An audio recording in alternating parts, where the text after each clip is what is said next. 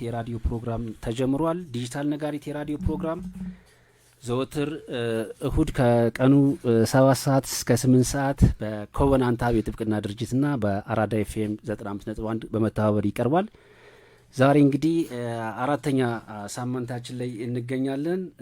ዲጂታል ነጋሪት የራዲዮ ፕሮግራም አብረናችሁ የምንቆየው ጠበቃ አትመት አሰፋ፣ ጠበቃ ከበውሽ ወልዱና እኔ ጠበቃ ፍቃዱ አንዳርጌ እንዲሁም ከቴክኒሽያናችን ናትናኤል ጋር አብረን እንቆያለን። ዛሬ እንግዲህ የበዓል ጊዜ እየመጣ ነው። ቀጣይም እንግዲህ ጥር ሲባል በዓል ብቻም ሳይሆን ሰርግ ምናምን ይኖራል። እንዲሁም በገጠሩ ክፍልም ከሞካየ ነው ደግሞ መኸር ወራት ነው፣ እህል የሚሰበሰብበት ጊዜ ነውና ግብይት የሚበዛበት ጊዜ ነው። ቀጣይ መጪው ጊዜ ግብይትን በተመለከተ ሸማቾች ምን አይነት መብት አላቸው? የሸማቾች መብት በተለይ በበዓል ግርግር ወቅት ብዙ የመብት ጉዳዮች ይነሳሉ። የህግ ጥሰት ነው፣ የህግ ጥበቃ ነው ወይስ ደግሞ የነጻ ገበያ መርህ ነው ገበያውን የሚመራው የሚለውን ነገር በተመለከተ አብረናችሁ እንቆያለን ማለት ነው። ወደ ውይይታችን ከመግባታችን በፊት ግን እንደው የስራ ባልደረቦቼ እንግዲህ ሳምንቱን አሳልፈናልና አዲስ ስለ ህግ ጉዳይ የምናወራበት የተፈጸመ ጉዳይ ካለ ምናልባት እንግዲህ ሰሞኑ መነጋገሪያ ከሆኑ ጉዳዮች አይታችሁት ከሆነ አንድ ትልቅ ክስተት በዓለማችን ተከስቷል። እሱ ምንድነው? አሜሪካ እንግዲህ የቬንዙዌላን ፕሬዚዳንት ኒኮላስ ማዱሮን ከቤተ መንግስቱ ገብታ አውጥታ ወስደዋለች ብሎ ይሻላል፣ አንጠልጥላ ወስደዋለች ብሎ ይሻላልና ይሄ ከብዙ ህግ በተለይ ከዓለም አቀፍ ህግ ጋር በተገናኘ አንዳንድ ባለሙያዎችም አስተያየት እየሰጡበት ነውና ከዚህ ጋር በተገናኘ ምናልባት ከዓለም አቀፍ ህግ ጋር በተገናኘ የምትሉት ነገር ካላችሁ ያው ወደ ልዩቱ ውይይት ከመግባታችን በፊት እንደ መነሻ እናድርገው ይየን ከበቡሽ እስኪ። እሺ፣ አመሰግናለሁ ፍቄ። ኔሽን መቋቋሟን ነው ዓላማ ደግሞ በዓለም ሀገሮች መካከል ፒስ ማስፈን፣ ፒስና ሴኩሪቲ ማስፈን እንዲሁም ደግሞ በሀገሮች መካከል የግንኙነታቸው ፍሬንድሊ እንዲሆን ለማድረግና እንዲሁም የሰብአዊ መብቶችን ጥበቃ ለማጠናከር ነው ያንን ያደረጉት የነበረው። ስለዚህ በዚህ የዩናይትድ ኔሽን የተቋቋመበት ቻርተር ላይም ከአንቀጽ 39 ጀምሮ ባሉት እንዴት ነው አንዲት ሀገር ላይ ኢንተርፌር ጣልቃ ሊገባ የሚጋቡት እንዴት ነው የዓለም ሴኩሪቲ ምን ላይ ሲደርስ ነው የሚለውን የሚያስቀምጥበት ሁኔታ አለ። ሁሉም ሀገሮች ግን በቻርተሩ ላይ የተቀመጠው ሶቨሬን ናቸው ወይም ደግሞ ነጻ ናቸው። ስለዚህ ማንም ሀገር ሌላ ሀገር ውስጥ ገብቶ የፈለገውን ነገር ማለት ነው። በዋናነት ግን ያው መታመን ያለበት እንግዲህ ሀገራት ሉዓላዊነት የማይደፈርና የማይጣስ ነው። የተባበሩት መንግስታት ድርጅትም ሀገራት ያን ሲመሰርቱት እንዲሁ ዝም ብሎ በመሬት ተነስተው አይደለም እና ትልቁ ነገር ኢብን ወደ ሰው ሀገር ጣልቃ ገብቶ እንደዚህ አይነት እንቅስቃሴዎች ለማድረግ እንኳን ቢያንስ እንደው የጸጥታው ምክር ቤት ውሳኔም ያስፈልጋል። ከዚህ በፊት ከባልሳሳት በ1989ኞቹ አካባቢ መሰለኝ እነዚህ የኖሪንጋን በተመለከተ እንዲሁም ኖሪንጋ ፎርሙላ ሆና ይሉታል የፓናማውን መሪን በተመሳሳይ መንገድ አሜሪካ ያው ከዝውውር ጋር ነው እነሱ የሚያነሱት አንስተው ወስደውት ነበር ነው አንስተው ነው ብለው ነው ምክንያቱም እንደዚህ ስለምንና ምንድነው በወቅቱ ራሱ ሴኩሪቲ ካውንስሉ ራሱ ኮንነውታል ያን ተግባር አይ ነው። ስለዚህ አሁንም ተመሳሳይ ነገር ሊኖር እንደሚችል ሊወገዝ የሚገባ ተግባር እንደሆነ እኔ ማምናለሁ። ልምምዱ ትክክል ስለማይሆን ምንድነው መርሁ አገራት የሚወስዱት እርምጃ የህግ ድጋፍ ሊኖረው ይገባል። በቃ ህግ መጣስ የለብንም ነው። በዛ ላይ ደግሞ ሴኩሪቲ ካውንስል ይሄ ፕሬዚዳንት ወይም ይሄ ይቺ ሀገር ለዓለም ስጋት ናት፣ የሰላም ስጋት ናት ብሎ እስካላወጀ ድረስና እርምጃ እንዲወሰድ እስካላዘዘ ድረስ አሜሪካ በራሷ ተነስታ እዛ ገብታ የህግ የማስከበር ስራ ነው አይደል ያለው ዶናልድ ትራምፕ ማስከበር ዘመቻ የትኛውን ህግ እንደሆነ ባይታወቅም ህግ የማስከበር ዘመቻውን ሰርተናል ነው ያለውና የትኛውን ህግ ነው ሪሊ አሁን ዓለም የሚገዛበት እንትን አለ። ስለዚህ አሜሪካ ፓወርፉል ስለሆነች የዓለምን የራሷን ህግ አውጥታ ህግ የምታስከብርበት ነገር ሁኔታ ሊኖር አይገባም። እንደው በቀላል መንገድ እንኳን ብንወስደው እስኪ ብንገለብጠው አሁን ለምሳሌ ይሄ ነገር የተፈጸመው አሜሪካ ላይ ነው። አይሆንም ያው ሀያል ሀገር ስለሆነች ናቸው ግን አሜሪካ ላይ የተፈጸመ ነው ቢባል ምንድነው የሚነሳው ነገር? አሜሪካ ላይ መፈጠር አይደለም አሜሪካ ባትፈልገው ይሄንን ይሄንን ድርጊትና ሌላ ሀገር የሆነ ሀገር ላይ ፈጽሞት ቢቀር ቢገኝ በእርግጠኝነት በጣም ነው እንትን የምታወግዘው የነበረውና ኤኒዌይስ ምንድነው ይሄ የሀገራትን የእርስ በርስ ግንኙነት የሚያሻክር ነው ፕላስ በአለም ሀገራትም ላይ ስጋትን የሚጭር ነው አብዛኞቹ አስተያየት እየሰጡበት ያለው እንደዛ ይመስለኛል። ሌላው ሳልገልጸው ማላልፈው ነገር በዜናም ያያችሁት እንዳለ የተለያዩ ሀገሮች በመደገፍም በመኮንንም ሀሳብ እየሰጡ ነው። ነገር ግን የተጣሰው ኢንተርናሽናል ህግ ነው። ስለዚህ ነገ በኔ ብሎ ደግሞ ማሰብ አለብን። የአሜሪካ የፈጸመችው ድርጊት ነገ በኔ ሀገር ላይ ቢሆንስ የሚል ሀገራት ማሰብ መቻል አለባቸው። ወደ ህግ ፕሪንሲፕሉ ማስከበር መሄድ አለባቸው ብያለሁ። አድማጮቻችን እንግዲህ ለመግቢያ ያክል ነው ይሄን ያነሳ ነው የዛሬው የአመት በዓል ፕሮግራማችን ያለን ዲጂታል ነጋሪት የራዲዮ ፕሮግራም በኮቨናንታ የጥብቅና ድርጅትና በአራዳ ኤፍኤም 95.1 በመተባበር ዘወትር እሁድ ከቀኑ 7 ሰዓት እስከ 8 ሰዓት የሚቀርብ ፕሮግራም ነው።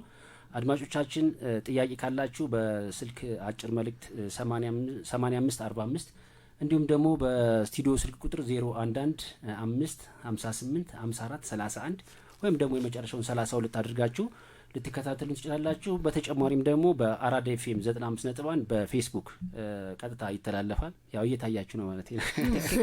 እሱም ግምት ውስጥ ይገባ ማለት ነው። ስለዚህ ወደ ቀጣዩ ውይይታችን ከመግባታችን በፊት አንድ ሙዚቃ ወይ ሰምተን እንምጣ። የአመት በዓል ሙዚቃ ሰምተን እንምጣና ወደ ዕለቱ ፕሮግራማችን እንሰማለን። እሺ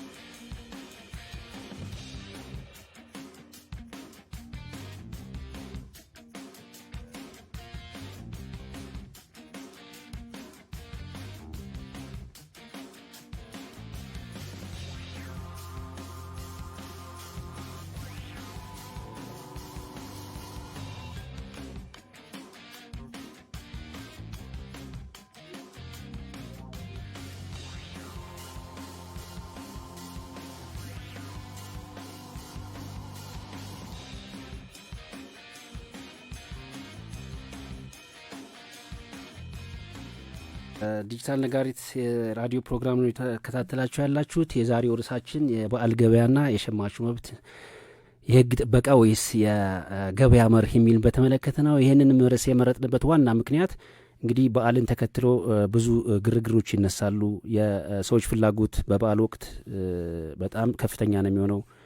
ይህን ሂደት ተከትሎ ከፍተኛ የዋጋ ንረት የሚከሰትበት ወቅት ነው። ከዛ በተጨማሪ ደግሞ የምርት እጥረትም ከዛም ባለፈ ደግሞ የገበያ ግርግሩ በቃ የችኮላ ምናምን የሚበዛበት ወቅት ነውና በዚህ ጊዜ ሸማቾች ምን አይነት መብት ነው ያላቸው፣ ምንድነው ማድረግ ያለባቸው የሚለውን መነሻው ማድረግ ነው ውይይት የምናደርገው።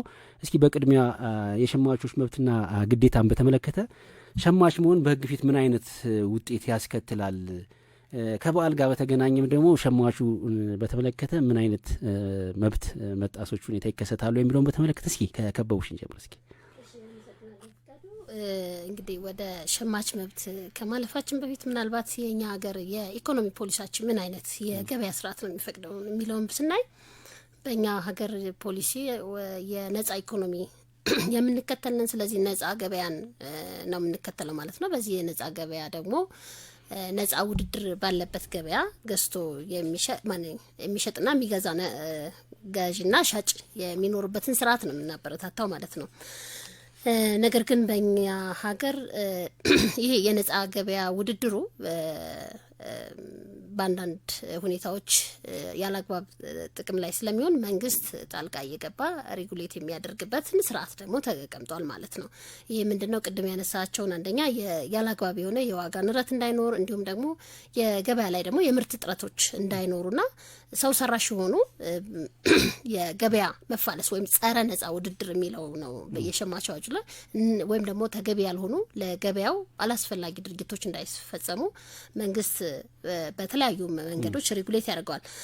ወደ አነሳልኝ ጥያቄ ስመለስ ግን በአዋጅ ቁጥር 813/2006 አንቀጽ 14 ላይ ሸማች መሆን ምን አይነት መብቶችን ያሰጣል የሚለውን ያስቀምጣል። በመጀመሪያ የሚያስቀምጠው ሸማች ስለሚገዛው ነገር ግልጽ የሆነ መረጃ ማግኘት አለበት። ያ ማለት ምንድነው? ስለ ምርቶቹ አይነት፣ ስለ ምርቱ ዋጋ፣ ስለ ምርቱ የሚያገለግልበት ጊዜ፣ ምርቱን የሚጠቀምበትን ሁኔታ ሁሉ በግልጽ መረጃ ሊሰጠው ይገባል ሲል ያስቀምጣል ማለት ነው። ስለዚህ በአንድን ምርት የሚሸጥ ሻጭ ነጋዴ የተሳሳተ መረጃ መስጠት አይችልም ማለት ነው። በሌላ መልኩ ስናየው በዋጋው ላይ የተሳሳተ መረጃ መስጠት አይችልም፣ በአጠቃቀሙ ላይ የተሳሳተ መረጃ መስጠት አይችልም ማለት ነው። ጥራቱን ደግሞ አይደለም ጥራቱን። ሌላው ህጉ የሚያስቀምጠው አንድ ሸማች አማርጦ የመግዛት መብት አለው። ያ ማለት ምንድነው? ካሉት ገበያ ውስጥ ካሉ እቃዎች ውስጥ ወይም ደግሞ አንድ ሱቅ ውስጥ ከሚያገኛቸው እቃዎች ውስጥ መርጦ መግዛት ይችላል ነው።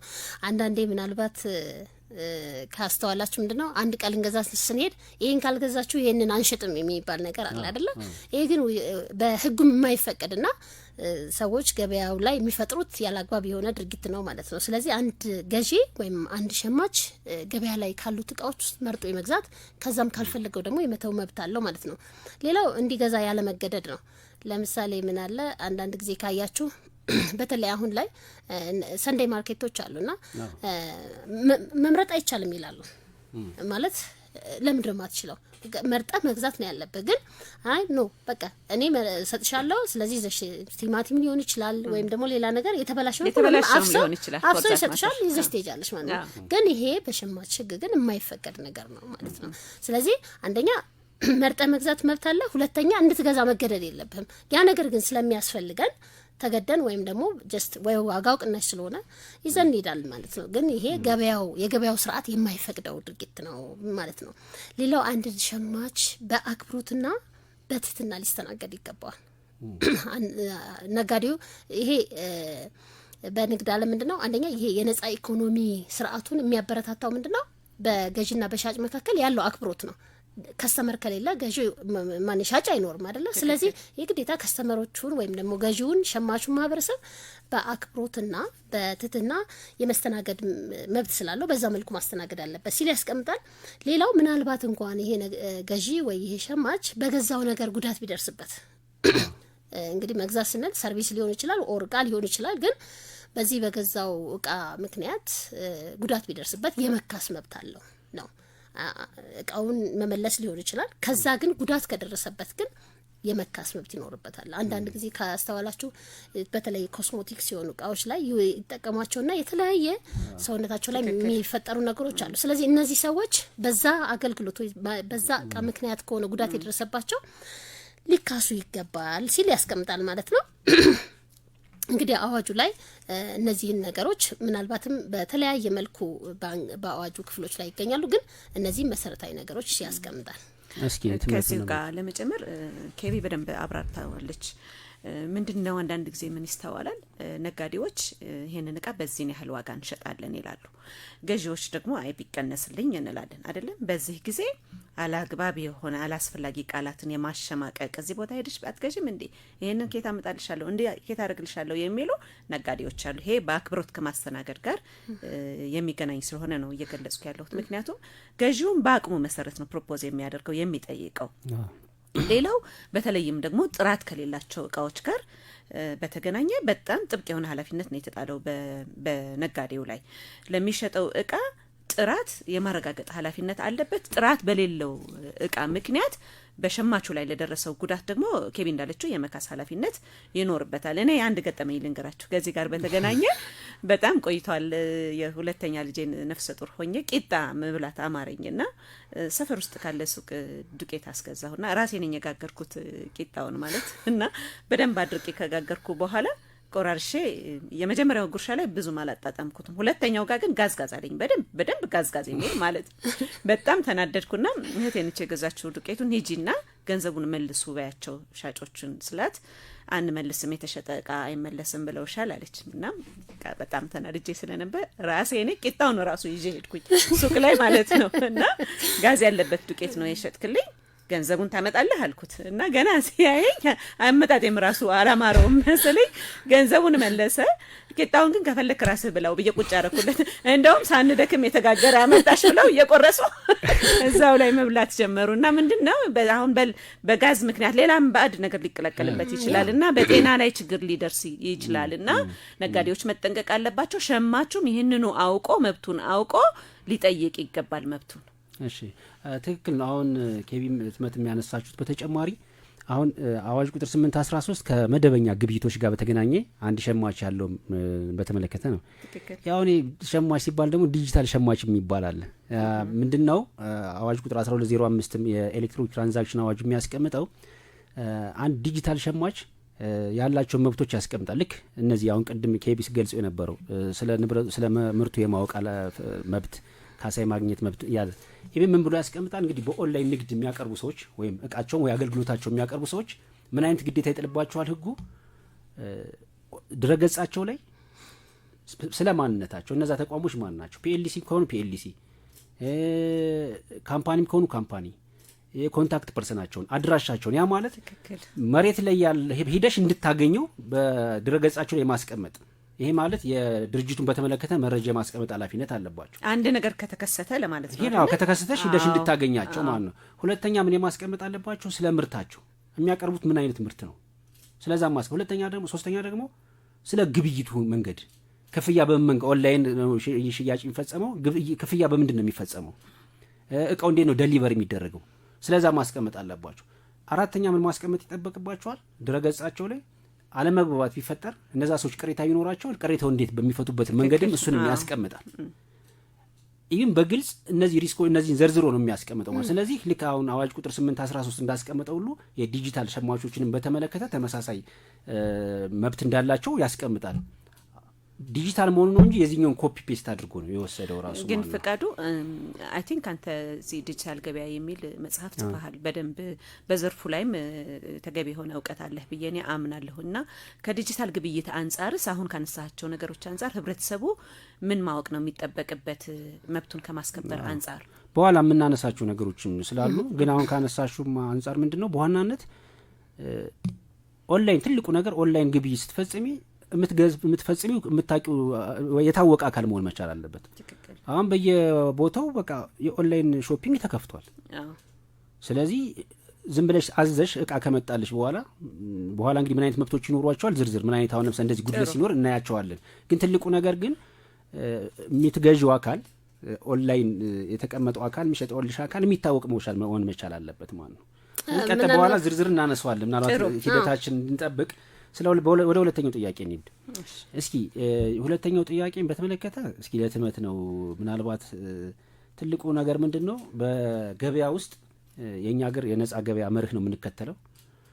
ስለዚህ ነጻ ገበያ ማለት ደግሞ ገበያው ማንን ይመራል ማለት ነው? ገበያው ሂደውትን ይመራል ማለት ነው። ስለዚህ ያንዳንዱ ዋጋ ያንዳንዱ ነገር የሚወሰነው በገበያ ነው ማለት ነው። በሌላ በኩል ደግሞ የመንግስት ቁጥጥር የሚባል ነገር አለ። ስለዚህ የኛ ሀገር የመንግስት ነጻ ገበያና የመንግስትን ቁጥጥር እንዴት ነው የሚያስተናግደው? አንድ ሰው እንደፈለገ አመት በዓል በመጣ ቁጥር ለምሳሌ እቃዎች ይጠፋሉ ወይም ዋጋዎች ይንራሉና አንድ ሰው እንደፈለገ ዋጋ መጨመር ይችላል ወይ? ስለዚህ ከዚህ አንግል ምንድነው ህጉስ ምን ይላል? ያለው ሁኔታ በምን ይገለጻል የሚለውን እስኪ ትመጥቃ። እሺ ፍቃዱ አመሰግናለሁ። እንዳልከው የኛ ሀገር ኢኮኖሚ ስርዓት የነጻ ገበያ የኢኮኖሚ ስርዓት ነው። ይሄ ማለት በመርህ ደረጃ ነጋዴ እቃ አቅርቦ ሸጦ ለተጠቃሚ በሚያገኘው ትርፍ መሰረት ራሱን ይምራ፣ ቤተሰቡን ያስተዳድር ነው። ይሄ ሲባል ግን እንደፈለገ እየለጠጠ ካለምንም ተጠያቂነት ደሃ መግዛት እስከማይችልበት ደረጃ ድረስ የትርፍ ህዳጉን እያሰፋ እንዲሸጥ መፍቀድ መቻል አይደለም። የነጻ ገበያ ማለት ገበያው ኢኮኖሚውን ይምራ ማለት እኮ ዲማንድና ሰፕላይ የምንለው አለ አይደለም? በአማርኛ የፍላጎትና አቅርቦት ማለት ነው። ፍላጎትና አቅርቦት በጤናማ የገበያ ስርዓት እየተመጣጠኑ ገበያው ራሱን ይምራ። ለምሳሌ ዘንድሮ ጤፍ በጣም ተመርቶ ከሆነ የጤፍ ዋጋ ሊቀንስ ይገባል። እኔ ኢኮኖሚስት ባልሆንም እንደዛ ብዬ ገምታለሁ። ነገር ግን ጤፍ በጣም በተመረተበት ዘመን ግን ሆነ ብሎ ጤፍን ደብቆ በጣም ፕራይሱን በማውጣት ለተጠቃሚ እንዲሸጥ መፈቀድ የለበትም ብዬ እኔ አምናለሁኝ። በነገራችን ላይ የነጻ ገበያ ዝም ብለን ልቅ የምናደርገው ከሆነ አልቲሜት ጎሉ ዋና አላማው ትርፍ ማካበት ነው። ኦኬ። ስለዚህ የቡርዥዋ እየፈጠርን ነው የምንሄደው። ኦኬ። ሁሉንም ካፒታል የተቆጣጠረ ጥቂት የሆነ ባለ ሀብት ብቻ በሀገራት ላይ እየፈጠርን ማጆሪቲ ህብረተሰብ በድህነት አረንቋ ውስጥ እንዲዘፈቅ እየተቸገረ እንዲኖር ማድረግ ነው። ይሄ በሆነ ጊዜ ደግሞ ምን ይፈጠራል መሰላችሁ ፍቃዱና ኬቢ? ነጋዴው እንደፈለገ እቃ እየደበቀ ማርኬቱን እየተቆጣጠረ በነጻ ገበያ ሽፋን እንዲሄድ ከፈቀድንለት መንግስት የማይሸፍነው ገበያው ደግሞ የማይደርስበት ማርጂናላይዝድ የሆነ ህብረተሰብ ይፈጠራል። ምን ማለት ነው? የተገፋ የተገለለ በኢኮኖሚ በጣም የደቀቀ ማህበረሰብ መብላት የማይችል የቅለት በእለት ኑሮውን መግፋት የማይችል ማህበረሰብ እየፈጠርን እንሄዳለን ማለት ነው። ስለዚህ የነጻ ገበያ አላማው ይሄ ስላልሆነ የኛም የሸማቾች አዋጅ ይፈቅድልናል። መንግስት እንዲህ በሆነ ጊዜ ጣልቃ ይገባል፣ ሬጉሌት ያደርጋል። መጀመሪያ መግቢያሽ ላይ ከበውሽ ለመግለጽ ሞክርሽ ነበረ። ስርዓት ሊያስይዘው ይገባል። ነጋዴውን እቃዎች አለአግባብ የሚደበቁ ከሆነ የመንግስት ቁጥጥር የሚደረግባቸው እቃዎች ደሃው ማህበረሰብ አሁን ዘይት፣ ስኳር እነዚህ እየተደበቁ ዋጋቸው እያናርን የምንሸጣቸው ከሆነ ህብረተሰብን መግደል ነው የሚሆነው። በነገራችን ላይ ነጋዴው ትርፍ ይብላ ሰርቶ ይብላ ሲባል አላግባብ ትርፍ እያካበተ እንባ መብላት ነው የሚሆነው። የደሃውን እንባ እኔ እንደዛ ነው የምረዳው። ባይዘዌ የደሃውን እንባ የደሃውን ሁሉንም ነገር ቀምተ የምትበላው እንባ ነገ ደግሞ ብድራት ይጠብቀሃል። በሰራኸው ልክ ይከፍላል። እኔ በመንፈሳዊ ህይወትም ሳስበው። ስለዚህ ነጋዴው ተጠንቅቆ ሊሰራ ይገባል። መንግስትም በአግባቡ ሬጉሌት ሊያደርገው ይገባል። እንዲህ በሆነ ጊዜ ቁጥጥር ሊያደርግ ይገባል። አላግባብ የሚከማቹ ዘይቶችና ለእኛ ዳኞች እያለን አላግባብ የሚከማቹ ምርቶች ተደብቀው እንደዚህ በሆነ ጊዜ በነገራችን ላይ ችግሩን መንግስት ብቻ ይፍታ እያልን ደግሞ ሁሉንም ዱላ ወደ መንግስት መጣል የለብንም። እኛ እንደ ዜጋ ማንኛውም ዜጋ እንደ ማህበረሰብ የመፍትሄው አካል ልንሆን ይገባል። ጥቆማ ልናደርግ ይገባል። አላግባብ የሚሸጡልን ነገሮች ካሉ ህግ አይፈቅድልህም ብለን ነጋዴውን ቻሌንጅ ልናደርግ ይገባል። መብታችን ራሳችን ለማስከበር መጣር አለብን ብዬ አምናለሁና ለማጠቃለል ይሄንን ጥያቄ ነጻ ገበያ ማለት እንደፈለገ ነጋዴው ገበያ ማነው ትርፍ ህዳጉን እያሰፋ እንደፈለገ ኢኮኖሚውን እንዲያካብት ሳይሆን መርሁን በሳተ ጊዜ በመንግስት ቁጥጥር የሚደረግበት ነው። መንግስት ይሄን ለማድረግ የሚያስችልም ህጎች አሉት ብዬ አምናለሁ። ምናልባት እንደው ትመት ላይ ለመጨመር እንግዲህ የገበያ ነጻ ገበያ ስንል ገበያውን ወይ ዋጋውን የሚወስነው ገበያው ነው ወይስ ነጋዴው ነው ይመስለኛል አይደለ? ስለዚህ አሁን ገበያው ሲወስነው ጤናማ የሆነ ሂደት ነው ማለት ነው። ሁሉም በፕሪንሲፕል ይመራል። ዛሬ ገዢ የሆነው እኮ የሆነ ዛሬ ስኳር የሚገዛው ሰውዬ ነገ ምናልባት ቡና የሚሸጥ ሊሆን ይችላል፣ ኦር ቡና የሚሸጠው ስኳር የሚገዛ ሊሆን ይችላል። ስለዚህ ሁሉም በመርህ ደረጃ ገበያው ይወስነው ብለው ከተስማሙ ወይም ደግሞ በዛ ደረጃ የምንግባባ ከሆነ ጤናማ የሆነ የገበያ ስርዓት መፍጠር እንችላለን። ነገር ግን ገበያው ነጋዴ የሚወስን ከሆነ ቅድም እንዳልሽው እቃዎች የሚደበቁ ከሆነ ወይም ደግሞ ሰው ሰራሽ የሆነ የዋጋ ንረት የሚፈጠር ከሆነ ገበያው ይሄ በመርሄ ላይ የተመሰረተ አይደለም ማለት ነው። ስለዚህ አደጋው እኔ በአንድ ነገር በመሸጥ የማተርፈው ነገር በሌላ ነገር በመግዛት ግን የማጣው ነገር ነው የሚሆነው ማለት ነው። ስለዚህ አሁን ቅድም ካነሳሽም ጋር እንደውም ትናንትና የገጠመን ነገር አለ። የሆነ የገበያ ማዕከል ማለት በብዛት ገበያ ያለበት አካባቢ ነው። ሄደን ዘይት የለም ነበር ሲሉ የነበረውና ሁሉም ቦታ ዘይት አጣን። ከዛ በኋላ ምን ሆኖ ነው ዘይት የጠፋው ግን ስንል አይ 1950 ብር ከፈለጋችሁ እናወጣላችኋለን አሉ። ይሄ ማለት ምንድነው? በቃ እጥረቱን መፍጠር ነው። በዛ ሁኔታ ውስጥ ደግሞ ሸማቹ ምን ይሆናል? ተገዶ ያለ ዋጋው እቃውን እንዲገዛ ፈልጎት ማለት ፍላጎቱን በጣም ማናር ማለት ነው። ቅድም ፍላጎትና አቅርቦቱን ልክ አቅርቦቱ እያለ ግን እጥረቱን ሰው ሰራሽ በሆነ መልኩ እናሰጥረዋለን። ስለዚህ ምንድነው ሰው በውድ ዋጋ እንዲገዛ እናስገድደዋለን ማለት ነው። ስለዚህ ይሄ ትልቅ የሸማች መብት መጣስ ነው። አሁን ቅድም እንዳልሽት ይሄንን መንግስት ብቻ ሳይሆን እኛ ራሳችን ጥቆማ ማድረግ አለብን።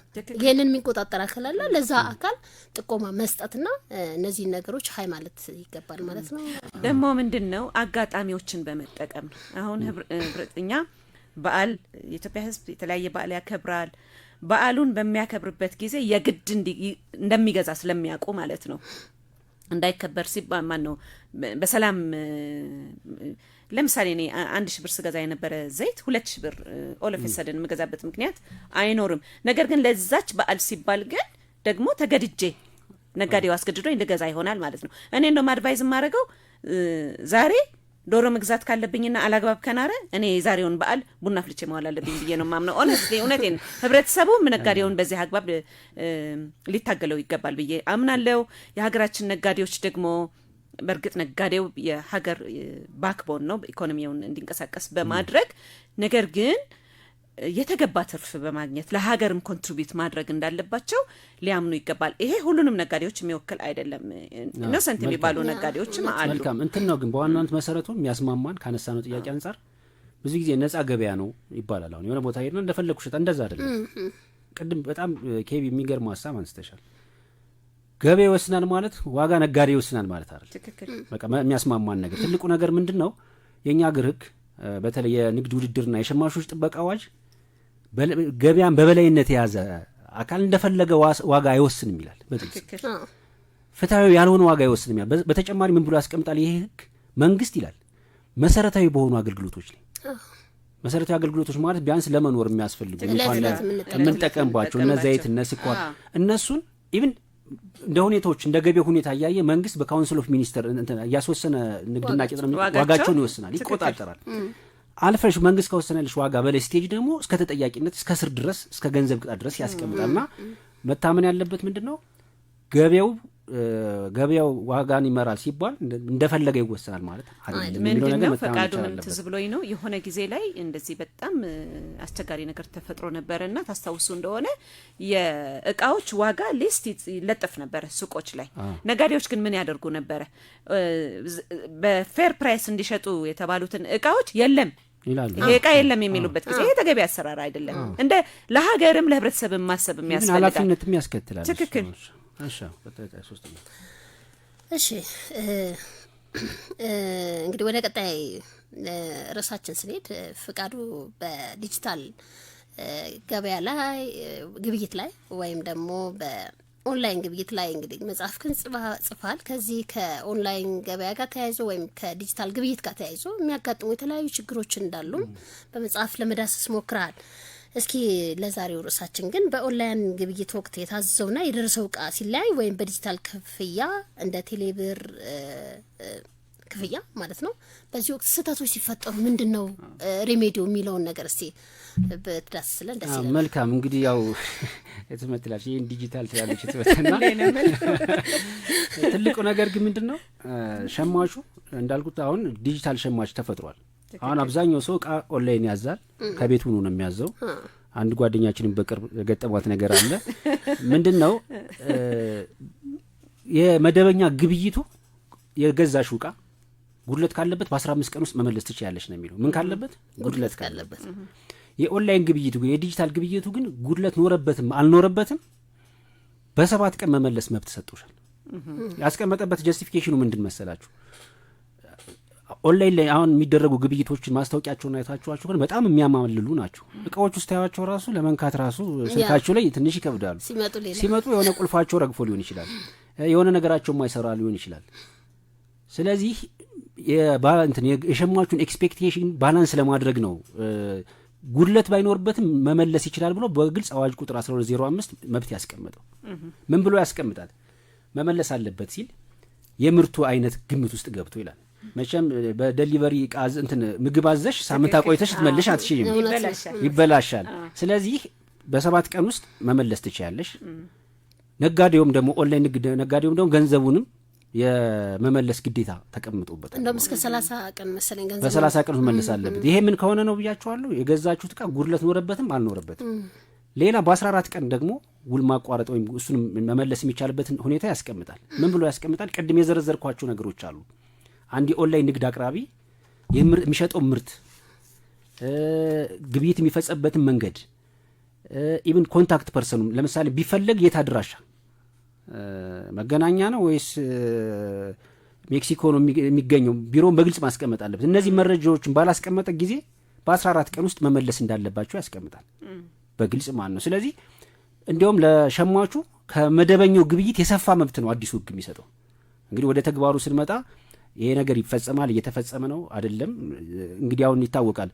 ለምሳሌ አሁን በቅርብ እናነሳ አንድ ጓደኛችን ሳይሆን የጠበቃ ዮርዳኖስ ኮቨናንት ሸሪካ ባል እቃ አዘዘች፣ የመጣው እቃ ሌላ እቃ ነው። ከዛ እንግዲህ አንተ ዲጂታል እያልክ ይኸው አስፈላጊ እያለች ነበር። ትክክል ነው። እና መብቱን ይሰጣል። ከክፍያ ጋር በተገናኘ ደግሞ ምን ብሎ ያስቀምጣል ህጉ 1205 ይሄ ኦንላይን ግብይት የሚያደርገው ነጋዴ ወይም አገልግሎት የሚያቀርበው ነጋዴ ሴኩሪቲ የሆነ የክፍያ ስርዓት እንዲከተሉ ነው የሚያስቀምጠው። እነሱ ባስቀመጠው የክፍያ ስርዓት መንገድ ክፍያ ተፈጽመው ስህተት ከተፈጠረና ሸማቹ ላይ መብት ጉዳት ከደረሰ ካሳ የመክፈል ኃላፊነትም አለባቸው። እስከዚህ ድረስ ነው መብታቸውን የሚያስቀምጠው። ሌላው ከዚሁ ጋር በተገናኘ ይቅርታ ከበብሽ አቋረጥኩሽ። አሁን የገለጽክልን ፍቃዱ በኦንላይን ግብይት የምርቱ ኦንላይን ላይ ቀርቦ የሴኩሪቲ በሆነ ክፍያ ስርዓት ብለህ አንስተሃል። ከሆነ ከገጠመኝ ጋር አገናኝቼ ለመጠየቅ ፈልጌ ነው። ምርቱን በአካል ሄደህ አይተህ ልትገዛ ትችላለህ። ኦኬ፣ ክፍያ ስትፈጽም ትራንዛክሽኖች አሁን በሸጠልህ ሰው አካውንት ገቢ ታደርጋለህ። ገቢ ማድረግ ያለብህ ባይዘው ገዢው ነው ብዬ ነው እኔ ፐርሰናሊ የማምነው። አሁን የተለያዩ ወንጀሎችም እየተፈጸሙ ስለሆነ ነው። እኔ ለምሳሌ አንድ የሆነ እቃ ዛሬ ብገዛ ከሌላ ሰው አካውንት ትራንስፈር ማድረግ ከሆነ ግን የባንኪንግ ወንጀሎችም እየተፈጸሙ አይደለም። ያ ገንዘብ የተጨበረበረ ገንዘብ ሊሆን ይችላል እና ነጋዴውም ጭምር ፕሮቴክሽን ማግኘት ስላለበት ነው ሰርቪሱን የሚሰጠው ሰው ወይም ደግሞ ነጋዴውም ጭምር ማለት ነው። ስለዚህ ከገዢው ከተጠቃሚው ትራንስፈር ሊደረግ ይገባል። ይሄ እንደተጠበቀ ሆኖ ትራንስፈር ስታረግ ደግሞ በስህተት ብዙ ገንዘብ ልታስተላልፍ ትችላለህ። እኔ በዚህ አመት ነው ቢሮም ነግሬያችሁ ነበር ምን ገጠመኝ። በግ ነው የገዛ ነው እኔና ልጄ መነጽር አልያዝኩም ነበር ያን ቀንና የትኞቹን ቁጥሮች እንደነካሁ አላውቅም። እኔው ብቻ ለሌላ እቃ መግዣ ካስቀመጥኩት ብር ውስጥ ብቻ ብዙ ገንዘብ አስተላለፍኩኝ እና የገጠር ልጅ ነው የሸጠልኝ በግ እና በፍጹም በጣም ደነገጥኩ። እኔ በቃ ይሄን ያህል ብር አስተላልፍ ያለው ስለው ምንም ችግር የለውም ማየ ቁጭ በይ ያለኝ በጣም ኢኖሰንት የሆኑ ሻጮችም ስላሉ ነው መመስገን ስላለባቸው እና ቁጭ ብሎ መለሰው ያስተላለፍኩለትን ገንዘብ በሙሉ አንቺ መለሰልኝ። በአገልግሎቱም ስለተደሰትኩ እኔ ደግሞ ቲፕ አደረኩት እና አንቺ መለሰልሽ። እኔ በቀደም ክፍያ ስከፍል የሆነ ሱቅ ክፍያ ስከፍል የመጨረሻው ቁጥር 70 ነው ያለኝ እና እኔ 40 ነከውት 4 እና 7 ጎንና ጎን ስለነበሩ 1400 በቴሌ ብር ነው ላኩኝ። ከዛ ደወልኩና ተሳስቼ ነው መልስልኝ ሲለው ሞኝና እንደሆነ አለ። እንደዚህ አይነት ሰዎች ማለት ነው። እዚህ ላይ ያዘና ፍቃዱ ምናልባት ይህንንስ አሁን በዲጂታል ገበያ ጋር ተያይዞ እንደዚህ አይነት አሁን ሪሊ በትክክል እቃውን ገዝተን ብንከፍልና እቃውን መመለስ ብንፈልግ የምንመልስበት ስርዓት እንዳለ ክፍያው የምንመለስበት ስርዓት እንዳለ ህጉ አስቀምጧል። ነገር ግን ደግሞ ዲጂታሊ ስንገበያይ ስተቶች የመፈጠር እድላቸው ሰፊ ነው። ላይክ አሁን እንዳልከን አይነት ማለት ነው። በአካል ሲሆን እዛው ነጋዴው ነው እዛው ፊት ለፊት ትሰጣለህ ትቀበላለህ። ያን አይነት ስተት ላይፈጠር ይችላል። ስለዚህ ይሄን አይነት ስተት ሲፈጠርስ በምን መልኩ ነው ገንዘባችን የምናስመልስበት የሚለውን ነገር እስኪ እሱ ላይ እንዳልኩት እንግዲህ ጉድለት ሲፈጸሙ የዕቃ ጉድለት ሲፈጸም አማራጮችን ያስቀምጣል። በግልጽ እቃው መመለስ መብት ሰጥቶሻል። በስቴት የተከፈለ ክፍያም ምንም ያሰውዬ በስተት ነው የወሰደው አላግባብ መበልጸግ ነው ይመለሳል። ሂደቶቹ ምንድናቸው ነው የሚሉት። ቅድም ስገልጽላችሁ መጀመሪያው ይሄ ኦንላይን ግብይት ሲያደርጉ አድራሻቸው መቀመጡ ዋናው ትልቁ ነገር ምንድነው? ቅሬታ ቢኖራቸው በአካል እንዲሄዱ ነው። ትክክል። ስልክ መቀመጡ ቅሬታ ቢኖራቸው እንዲያሳውቁ ነው። ኢቭን ህጉ ቅሬታ የሚፈታበትን አማራጭ መንገድ እንዲያስቀምጡ ያስቀምጣቸዋል፣ እንትን ይላቸዋል። ኢቭን እዚህ ውስጥ በነገራችን ላይ አሁን ፕላትፎርሞች አሉ ኦንላይን ግብይት የሚያደርጉ ምርታቸውን ደግሞ እዛ ውስጥ የሚያቀርቡ ድርጅቶች አሉ። ሲጀምር መድረኩን የሚፈጥረው አካል ያ መድረክ ሲፈጥር ብዙ ሰዎች ናቸው ምርታቸውን እዛ ሊያመጡ የሚችሉት። ያ ማለት ከስንት ሰው ጋር ትገናኛለሽ? አንድ ከመድረኩ ጋር ግብይቱን ከፈጸሙ መድረክ፣ ሁለተኛ ደግሞ እቃውን ከሚያቀርብ ሰው ጋር ሁለት ሰው ጋር የምትገናኙ። ስለዚህ መድረኩን የሚያመቻቸው አካል ሲጀመር እነዚህ ቅሬታ የሚፈቱበት መንገዶችን ማስቀመጥ አለበት። አንድ ሁለተኛ የሚኖረው ምንድነው? በመደበኛ ግብይት ከሆነ አስተዳደራዊ የቅሬታ ማቅረብ ትችላለሽ። ቀደም ሲል 813 አሁን የነበረው የመደበኛው ሽመታ የንግድ ውድድርና ሸማቾች ባለስልጣን ነበር። እሱ ባለስልጣን አሁን ተቀይሯል። ወደ ንግድና ቀጠናዊ ትስስር ሚኒስቴር ሄዷል። በየደረጃው ቢሮዎች አሉት። በመደበኛ ግብይት ለእነዚህ ተቋሞች አስተዳደራዊ እርምጃ እንዲወሰድልሽ ታቀርቢያለሽ። በመደበኛ ግብይት ከኦንላይን ግብይት ጋር በተገናኘ ኢኖቬሽንና ቴክኖሎጂ ሚኒስቴር ነው አዋጁ ስልጣን የሚሰጠው። ግን ምንድነው እዚህ ላይ መሰረታዊ ትልቁ ነገር የሚነሳው ይሄ አዋጅ 1205 አሁን ከኦንላይን ግብይት ጋር በተገናኘ 2012 ዓ.ም የወጣ ህግ ነው። ቅሬታም ሲኖርሽ ለሚኒስቴር መስሪያ ቤቱ እንደምታስቀምጭ አስቀምጣ። ሚኒስቴር መስሪያ ቤት ብሎ የሚያስቀምጠው ኢኖቬሽንና ቴክኖሎጂ ሚኒስቴር ነው። ያን ቅሬታ ግን ሃንድል የሚያደርግበት ግን ዝርዝር መመሪያ የለም። ተረዳችሁ አይደለ? ግን ምንድነው ስታስፈጽሚ አንደኛ የምትሄጂው ወደ አስተዳደሩ አካል ነው የምትሄጂው። ሌላ ደግሞ ምን ያስቀምጣል? ለምሳሌ ሸማቾች ለምሳሌ ብዙ ጊዜ አይታችሁ ከሆነ ሸማቾች ብዙ ጊዜ የሚሳሳቱት ስህተት ውስጥ የሚወድቁት ጉዳት የሚደርስባቸው ከተሳሳተ ማስታወቂያ ጋር በተገናኘ ትክክል። በቴሌቪዥን፣ በራዲዮ፣ በኦንላይን ብዙ የተሳሳቱ ማስታወቂያዎች ይፈጸማሉ።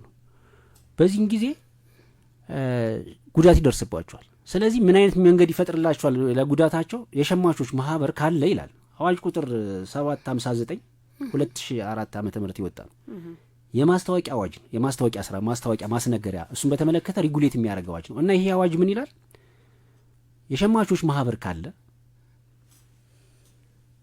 አባላቱ ጉዳት ከደረሰባቸው አባላቱ ወክሎ ፍርድ ቤት ካሳ እስከ መጠየቅ ይደርሳል ይላል። እኛ ሀገር ላይ እንግዲህ ካየነው ምን ያህል ጠንካራ የሸማች ማህበር አለ። የሸማች ማህበር ስላችሁ እነዚህ የህብረት ስራ ማህበሮች ናቸው። የአድቮኬሲ ስራ የሚሰራ ሁሉም ሰው ሁሉም ባለሙያ ሁሉም ሰው ሸማች ነው። ሁላችንም ሸማች ነን። በግላችን እንሮጣለን እንጂ ጉዳታችን የሚደርስብን ጉዳት በግላችን እናስታመማለን እንጂ እንደ ሀገር እንደ ሲስተም ግን ኢንስቲቱሽናላይዝድ ሆነ ማድረግ ይገባል። አሁን አንድ የሸማቾች ጥበቃ ተቆርቋሪ ድርጅት አለ። አጋጣሚ አራዳ ኤፍኤም ፕሮግራም አላቸው። በሳምንት 3 የባለሳሳት ቅዳሜ፣ ሐሙስ፣ ማክሰኞ አላቸው። እነሱ ቢያንስ በተቻለው መጠን የአድቮ እንትን የማለት ስራ ይሰራሉ። የእነሱ እንዲሁም የግንዛቤ ማስጨበጥ ስራ ነው የሚሰሩት። ግን እነዚህ የትላልቅ ማህበሮች ቢኖሩ ሸማቾች ላይ የሚደርሰውን ቁጥጥር ወደ መሬት ታወርጀዋለች ማለት ነው። ሌላው ከክፍያ ጋር በተገናኘ ምንድነው የሚሆነው መንገዱ? ለምሳሌ ቴሌብራም ጉዳት ከደረሰብሽ በስተት ከከፈልሽ ምን አይነት እድል አላቸው? ደውለሽ ቴሌብር በስተት እንደ ገንዘብ እንደተወሰደብሽ ትናገሪያለሽ። ወዲያው ነው የምታስመዘግቢው። ግን ምን እስከምን ድረስ ነው እነሱ የሚተባበሩብሽ? ሰውየውን ይደውሉና ያ ገንዘብ የገባለትን ሰውየው ገብቶ እንደሚመልስ ፍቃደኛ መሆን አለመሆኑን ጠይቀውት ይመለስ ካለ ይመልሳሉ። አልመልስም ካለ ግን ምን ያደርጉ ነው? ወደ ፍርድ ቤት ሂጂ ነው የሚሉሽ። ምክንያቱም አንቺም ደውለሽ ቅሬታ ነው ያቀረብሽው ያላግባብ ክፍያ አለ ብለሽ፣ ያኛው ሰውዬ ደግሞ አረ ያላግባብ ክፍያ አይደለም በህጋዊ መንገድ የተከፈለ ክፍያ ነው ቢል በቴሌብር መቼም ቴሌ እዛው ነው ሊያጣራ ማስረጃ ሊመዝን አይችልም፣ አከራክሮ ሊወስን አይችልም። ስለዚህ በዛኛው ሰው እንትን መልካም ፍቃድ ይወሰናል ማለት ነው። የመጨረሻው አማራጭ የሚሆነው ፍራውድ ካለ ማጭበርበር ካለ ወደ ፖሊስ ጣቢያ የምትሄጂው ፖሊስ ጣቢያ ሄደሽ የደረሰበሽን ነገር ታቀርቢያለሽ። ሌላው ደግሞ መጨረሻው አማራጭ ደግሞ ፍርድ ቤት ነው የምትሄጂው። በዛ መንገድ ነው መፍትሄ ቅሬታ ልታገኝ የምትችይው። ፍቃዱ አሁን ከአሰራር መመሪያዎች ጋር በተገናኘ ያነሳቸው እንግዲህ ምናልባትም አሁን የገለጽካቸው አካላት ሪሰንትሊ ያውጥተዋቸው ያሉ የአሰራር መመሪያዎች ካሉ ይበለን እንላለን፣ እናመሰግናለን። ነገር ግን ያልወጡ ከሆነ ግን የሚመለከታቸው አካላት እነዚህን መመሪያዎች እንዲያወጡና የሸማቹን ማህበረሰብ መብት ለማስጠበቅ እርምጃ እንዲወስዱ አይ ቲንክ እናበረታታለን።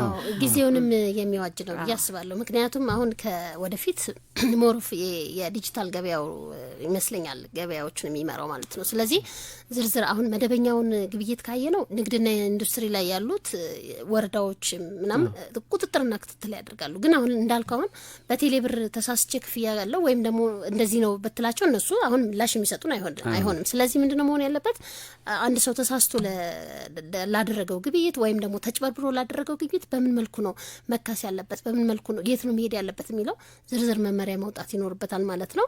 እስኪ ምናልባት ግን ሙዚቃ ሰምተን እንምጣ። አንድ ሙዚቃ ጥሩ አንድ ሙዚቃ እስኪ አጠር ያለ ሙዚቃ። እስከዛ ድረስ ግን አሁን ኬቢ ካነሳሽው አንጻር በተለይ እነዚህ አሁን በቢሮ ደረጃ የተዋቀሩት እነዚህ እንትኖች ናቸው። በመደበኛው ግብይት የተዋቀረ ነው። ለዲጂታሉ ግብይት ደግሞ ራሱን የቻለ ጠንካራ የመንግስት ተቋም ያስፈልጋል የሚለው ነገር ትልቅ ነገር ስለሚሆን ማለት ነው። እውነት ነው። አድማጮቻችን እየሰማችሁት ያላችሁት ፕሮግራም ዲጂታል ነጋሪት የተሰኘውን የራዲዮ ፕሮግራም ነው።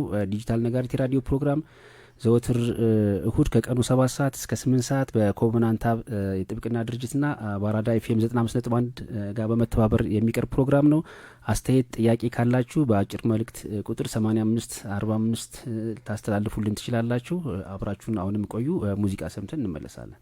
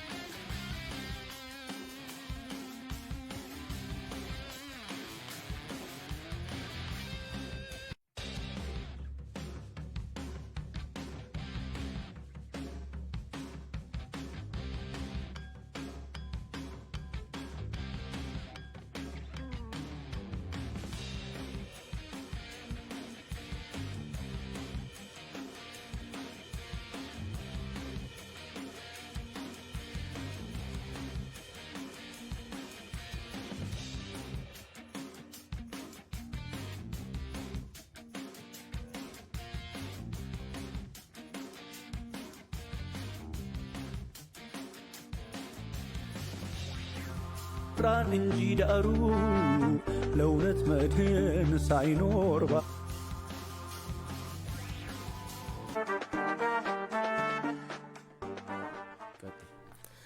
እሺ እናመሰግናለን አድማጮቻችን። ይህ በአራዳ ኤፍኤም 95.1 ላይ የሚቀርብላችሁ የህግ ጥበቃ ወይስ የገበያ መርህ የሚለው ፕሮግራማችን ላይ ነው። ወደሚቀጥለው ጥያቄያችን ስንሄድ ምናልባት ህትመት የነጋዴዎች ከትርፍ ባሻገር ህግና ስነ ምግባርን እንዴት አጣጥመው መሄድ ይችላሉ? ወይም ደግሞ ሸማቾችስ ከመገበያየታቸው በፊት ራሳቸውን ከማጭበርበር ለመከላከል ምን ማድረግ አለባቸው የሚለው ላይ እስቲ ትንሽ ብትይ። እሺ አመሰግናለሁ ኬቢዬ። ይህን ጥያቄ ለመመለስ እኔ ለነጋዴ ብቻ አይደለም ስነ ምግባር ለሁሉም የማህበረሰብ ክፍል በጣም ወሳኝ ነው ብዬ ነው ማምነው። ዜጎች በተገቢው ስነ ምግባር የማይመሩ ከሆነ ምናልባት ዛሬ የተደስተው ገንዘብ አከማችተው ሊያልፉ ይችሉ ይሆናል። ነገ ላይ ግን የህሊና ተጠያቂነት አለ፣ የፈጣሪ ተጠያቂነትም አለ። ዛሬ ያስለቀስነው ህዝብ ምናልባት ቤተሰቦቹን ያስራብ ነው ሊሆን ይችላል። የዚህ ህዝብ አምላክ ደግሞ የሚሰጠው ፍርድ አለ ብዬ እኔ አምናለሁና ብዙ ጊዜ የሚመለከተው ባለሙያ በሙሉ ስነ ምግባርን ማክበር አለበት ብዬ አምናለሁኝ።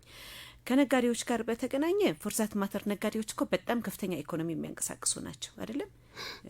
ትልልቅ ንብረት ያላቸው ትልልቅ አሴት ያላቸው ናቸው። ስለዚህ ባላቸው ትልቅ ንብረት አሴትና ሀብት ልክ ስነ ምግባራቸውን በዛ ልክ ሊገለጥ ይገባል ብዬ አምናለሁኝ። ዛሬ እኔ የተከበሩ አቶ ገሌ የሚባሉ ኦር ወይዘሮ ገሌ የሚባሉ ነጋዴ ሆኜ ይህንን ሀብት ግን ተገቢ ባልሆነ አሰራር ያመጣሁት ከሆነ የህሊና ረፍትም የለኝም እኮ። ስለዚህ ንግዳቸውን ያካሂዱ፣ ህጉንም አትሴም ታይም ያክብሩ። ጎን ለጎን ነው መሄድ ያለበት። በህግና በስርዓት ስንንቀሳቀስ ነው ሁሉም ነገር መልካም የሚሆነው ነው። ካልሆነ ቅድም የመጀመሪያው ጥያቄው ላይ ሁለተኛው ጥያቄ ነው መሰለኝ እኔ ጠይቃችሁኝ ነፃ ኢኮኖሚ ነፃ ገበያ በሚባል ሽፋን ስም እነሱ እንደፈለጋቸው ትርፍ እያካበቱ እየለጠጡ የገፋ ነው ማህበረሰብ ማርጂናላይዝድ ያልነው ዝቅተኛ ማህበረሰብ እንፈጥራለን ማለት ነው። ማንንም የማይደርስለት በመንግስትም ሰብሲዳይዝ ሊደረግ የማይችል መንግስት በርግጥ የተለያየ ዌልፌር እያደረገ ሰፖርት ለማድረግ እየሞከረ ነው። አሁን በኢትዮጵያ ውስጥ ዜጎችን ፎርዛት ማተር ዜጎችን ሀብታሞች የሌላቸው ደግሞ በተለያየ ሶሻል ሚዲያ ኮንትሪቢዩሽን እንዲደረግ እርዳታ እንዲሰበሰብ እያደረጉ የተለያየ ማህበረሰብ ክፍልን እየረዱ ነው። ይሄ ይደገፋል። በተለያዩ ዓለማት ባለው አሰራር እንደዚህ አይነት ችግር በተፈጠረ ጊዜ ነጋዴው አርቢትራሪ የሆነ ለስነ ምግባር ተገዢ በማይሆንበት ጊዜ የተገፉ ዜጎች በሚፈጠሩበት ጊዜ አንድ የኢኮኖሚ አይነት ተግባራዊ ሊደረግ ይገባል የሚል አቋም ላይ ደርሰዋል። ይሄ የኢኮኖሚ አይነት የማህበራዊ ኢኮኖሚ ወይም ሞራል ኢኮኖሚ ወይም ደግሞ ሶሊዳሪቲ ኢኮኖሚ የምንለው ነው። ይሄ ምንድነው? መርሁን ምን ላይ ያደረገ? ሞራል ላይ ያደረገ ምንም አላማ የሌለው የተገፉ ማህበረሰቦችን ለመርዳትና የህሊና ካሳን ለማግኘት ሲባል እየተቋቋመ ነው። አንዳንድ ጊዜ በጥቂት ዜጎች ብቻ ሊፈጸም ይችላል። አንዳንዶቹ ሀገሮች ደግሞ ኢንስቲቱሽናላይዝ አድርገው ሀብታሞች ካላቸው ትርፍ ያዋጡ የተገፉ ማህበረሰብ ክፍሎችን የሚረዱበት ጊዜ አለ። ሲቪክ ሶሳይቲ እነዚህ ኤንጂኦዎች የምንላቸው አካላትም የተገፉ ማህበረሰብ ክፍሎችን የሚረዱበት ጊዜ አለ። በመንግስት አቅም ሊሸፈኑ ያልቻሉ ገበያው ገፍቶ ያወጣቸውን ዜጎች ለመታደግ ሲባል ነው። ስለዚህ ምንድነው ለማጠቃለል እዚህ ጥያቄ ላይ የምለው እንደዚህ አይነት ህብረተሰቦች እንዳይፈጠሩ የበተናቸው ያስራብነው ህፃን በነገራችን ላይ ቤት ሸሽቶ ሊጥል ጎዳና ሊወጣ ይችላል።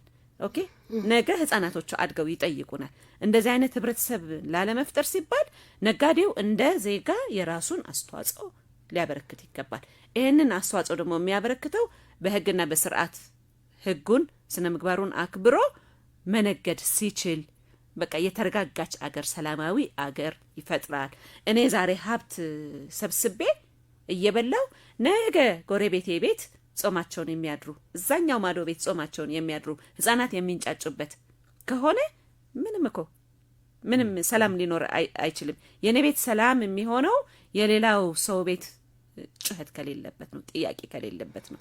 ስለዚህ ስነ ምግባር ማክበር ተገቢ ነው ብዬ አምናለሁ።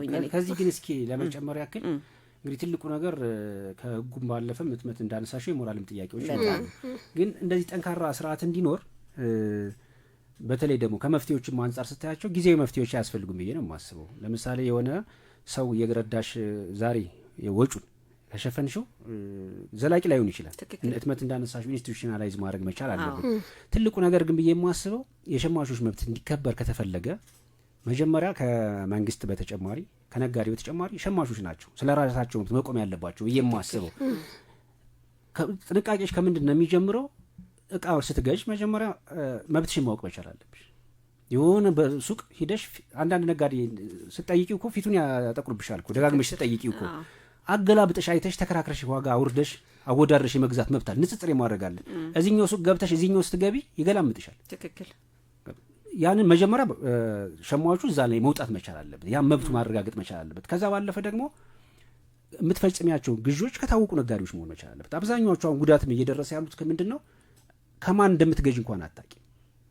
በተለይ ከዲጂታል ንግዶች ጋር በተገናኘ ማለት ኢቭን ደረሰኝ በተመለከተ ደረሰኝ በነገራችን ላይ ደረሰኝ መቀበል አንቺ ለገዛሽው ዕቃ ማስረጃ መሆኑ ግብር ዓላማ ብቻ አይደለም ደረሰኝ የምትመለከቱና ከዚህ ጋር ቢያንስ በሸማቹ በኩል የሚሰሩ ስራዎች የሸማቹ መብት ከመጠበቅ አንፃር ትልቅ ውጤት አላቸው ብዬ አስባለሁ። ካለን ሰዓት አንፃር ትክክል ነው ፍቃዱ። እንግዲህ የገበያ መርህ ምናልባት ሊሆን የሚገባው ያው ጠቅላላ አድርገን ስናየው አንደኛ መተማመን ላይ መመስረት አለበት፣ ሌላው እውነተኝነት ላይ የተመሰረተ መሆን አለበት። እነዚህን መርሆች ከጣሰ አንደኛ በገበያው ላይ ቅድም ያልናቸው ነገሮች አይኖሩም። ሁለተኛ አንድ ገበያ ወይም ደግሞ ለምሳሌ ገበያ ቼን ይኖረዋል አይደለ? አምራች ይኖራል፣ ከዛ ጅምላ ሻጭ ይኖራል፣ ከዛ ቸርቻሪ ይኖራል፣ ከዛ ደግሞ ምናልባትም ትንንሽ ነጋዴዎች ሊኖሩ ይችላሉ። ስለዚህ አምራች የሚሆነው ማህበረሰብ ወይም ደግሞ አምራቹ ነጋዴ የሚሸጣቸው እቃዎች በትክክል ገበያ ላይ እየዋሉ ነው ወይ የሚለውን ቼክ ማድረግ አለበት። ቢኮዝ ያ ዛሬ አምራች የሆነው እኮ ብራንድ ነው ቢልድ የሚያደርገው። ይሄ ቀጣይነት ሊኖር የሚችለው ገበያ ላይ ሲታመን ነው አይደለ? በተለይ አሁን ለምሳሌ ከዚህ ከቀጣይነት ጋር ተያይዞ ከዚህ በፊት ከሪል ስቴት ግንባታ ጋር ነው ወይም ደግሞ ሲኖትራክ ምናምን ጋር በተያያዘ ማህበረሰቡን ምንድነው እንደዚህ መኪና እናስመጣለን በሚል የተለያዩ ገንዘብ ተሰብስቦ ሰዎቹ ተሰውሯል። ሪሊ እነዛ ሰዎች የሰበሰቡትን ገንዘብ ይዘው መኪናውን አምጥተው ዛሬ ለደንበኞቻቸው አስረክበው ቢሆን ገበያ ውስጥ ይቆዩ ነበር አይደል? ነጋዴ ሆነው። ነገር ግን አንዴ ሰርተህ የምትወጣበት አይደለም። ንግድ ማለት ቀጣይነት ሊኖረው የሚገባ ነው። ያም ደግሞ መታመን ላይ ሲመሰረት ነው ወደሚለው ማጠቃለል እንችላለን። እንግዲህ አንድ ነገር ለመጨመር ፈልጌ ነው። ይቅርታ አንድ ደቂቃ ብቻ ልውሰድብሽ። ምንድነው አሁን እኛ አፍሪካ ሪጅን ውስጥ ነው ያለ ነው አይደል? አፍሪካ ደግሞ የማህበረሰብ መብት ሲከበር ነው የግል መብት የሚከበረው ብላ ነው የምታምነው። ኦኬ እኔ ዛሬ የራሴን ትርፍ ብቻ ታርጌት አድርጌ መስራት የለብኝም። የኔ ንግድ የሚቆመው ብራንድ ብለሻል። የኔም ብራንድ ሰስቴይነብል የሚሆነው ቀጣይነት የሚኖረው ኢትዮጵያ ውስጥ ያለው ማህበረሰብ በሰላም መኖር ወጥቶ ሲችል ትክክለኛ ግብይት ውስጥ መግባት ሲችል አጠቃላይ የማህበረሰቡ መብት በተከበረ ጊዜ ምናልባት ዛሬ የኔ ሱቅ ቀጣይነት ሊኖረው ይችላል፣ ሊያድግ ይችላል። እና ለግል ብቻ አናስብ፣ ለማህበረሰብ እናስብ፣ ለብዙሃኑ እናስብ የሚል ሀሳብ ማስተላለፍ። አድማጮቻችን ዲጂታል ነጋሪት የራዲዮ ፕሮግራም ነው እያዳመጣችሁ ያላችሁት። ዲጂታል ነጋሪት የራዲዮ ፕሮግራም በዛሬው ዕለት በሸማቾች መብትና ከበዓል ገበያ ጋር በተገናኘ ህጉ ነው ገበያውን የሚመራው ወይስ ገበያ መርሁ ነው የሚለውን በተመለከተ ለውይይት ያክልና ለግንዛቤ ለማስጨበጥ በክል ያነሳ ነው ሀሳብ ነው። ምናልባት አስተያየትም ካላችሁ ወደ ቀጣይም ደግሞ የሚነሱላችሁ የህግ ሀሳብ ካላችሁ እንድናነሳችሁ እንድንወያይባችሁ ካላችሁ በ8545 በአጭር መልእክት ታስታውቁ ትችላላችሁ። ምናልባት እስኪ በአጭር የምታስተላልፉት ነገር ካለ የሆነ አንዳንድ ደቂቃ ልስጣችሁና ፕሮግራማችን እንድናሰናበት። እሺ ትመጥፍት ቀጥይ። እሺ አመሰግናለሁኝ። በቅድሚያ መጪው የገና በዓል ነው። ለመላው የክርስትና እምነት ተከታዮች መልካም የገና በዓል ይሁንላችሁ ብዬ ልባዊ ምኞቴን እገልጻለሁ። ለሸማቾችም ጥንቃቄ አድርጋችሁ ግብይት ውስጥ ግቡ ላለው ለሀገራችን ነጋዴዎች በሙሉ ደግሞ በትክክለኛው የህግ ስርዓት ግብይቱን ፈጽሙ። ስለ ራሳችሁ ንግድ ብቻ ሳይሆን ስለ አጠቃላይ ማህበረሰብ አስቡ ብዬ አምናለሁ። ኢኖሰንት የሆኑ ነጋዴዎች፣ ንጹህ የሆኑ ነጋዴዎች፣ በስነ ምግባር እየሰሩ ያሉ ነጋዴዎች አሉ። እነሱን እናበረታታለን። ነገር ግን ደግሞ ትርፍ በማካበት ላይ ብቻ ያላችሁ ነጋዴዎች ግን ከዚህ ያልተገባ አሰራር ራሳችሁን አርማችሁ በቀጣይ በትክክለኛ አሰራር ቀጥሉ የሚል መልእክት አለኝ። አመሰግናለሁ። እሺ ፍቃዱ፣ እንግዲህ ይሄ በዓል ወቅት ነው ይህን ፕሮግራም ያዘጋጀንበት ዋናው ዓላማ ሸማቹ ማህበረሰብ ምን አይነት ጥንቃቄዎች ማድረግ አለበት፣ እንዲሁም ደግሞ ነጋዴዎችም ደግሞ በምን መልኩ ቢሄዱ ጥሩ ነው የሚለውን ግንዛቤ ለመፍጠር በማሰብ ነው። ስለዚህ ከዚህ ከበዓል ወቅት ግርግር ጋር በተያያዘ የሚያጋጥሟችሁ ችግር ካሉ ለሚመለከተው የመንግስት አካል በመጠቆም በመብታችሁ ላይ የሚፈጸመውን አጉል ነገር ራሳችሁ ማለት እናንተ ላይ የተፈጸመው ሌላው ላይ እንዳይፈጸም ለማድረግ የራሳችሁን ኃላፊነት ተወጡ ሸማቾች እላለሁኝ። በተረፈ መልካም የገና በዓል በማለት ነው ማጠቃለለው። አመሰግናለሁ ፍቃዱ። እሺ አው ጥሩ ውይይት ነበር ያደረግነው። ያው ወቅቱን የጠበቀ ነው ብዬ አስባለሁ። እንደኔ የማስበው እኔም ሸማች ነኝ። እኔ አሁን ለመብቴ እስከ መጨረሻው ድረስ ነው የሚሄደው። ሁሉም ሰው የየራሱን የቤት ስራ ማውጣት ከተቻለ ትንሽ የገንዘቡ መብዛት ማነስ አይደለም፣ ክብር የመብት ጉዳይ ነው። ያም ማድረግ ከተቻለ እንደ ሀገርም እንደ ስርዓትም የሚፈጥረው ስርዓት ይኖራል። ጠያቂ ትውልድ መምጣት መኖር አለበት ያስባለሁ። የተበደለ ዝም ብሎ ዘወር የሚል ምን አገባኝ የሚለው ድጋሚ ነገ ሁለተኛ በደል ነው የሚመጣውና ሸማቾች ለራሳቸው መብት ሊቆሙ ነው የማሳስባለሁ። እንግዲህ ዲጂታል ነጋሪት የራዲዮ ፕሮግራም ነው እስካሁን ስታዳምጡ የቆያችሁት። አብረናችሁ የቆየነው ጠበቃ አትመታ ሰፋ፣ ጠበቃ ከበቡሽ ወልዱ፣ እኔ እንዲሁም ጠበቃ ፍቃዱ አንዳርጌ አብረናችሁ ነበርን። ቴክኒሻናችን ናትናኤል አብሮን ነበረ። አራዳ ኤፍኤም 95.1 ጋር በመተባበር የሚቀርብላችሁ ፕሮግራም ነው። ቀጣይ በሌላ ርዕስ እስከምንገናኝ መልካም ሳምንት፣ መልካም በዓል። እናመሰግናለን።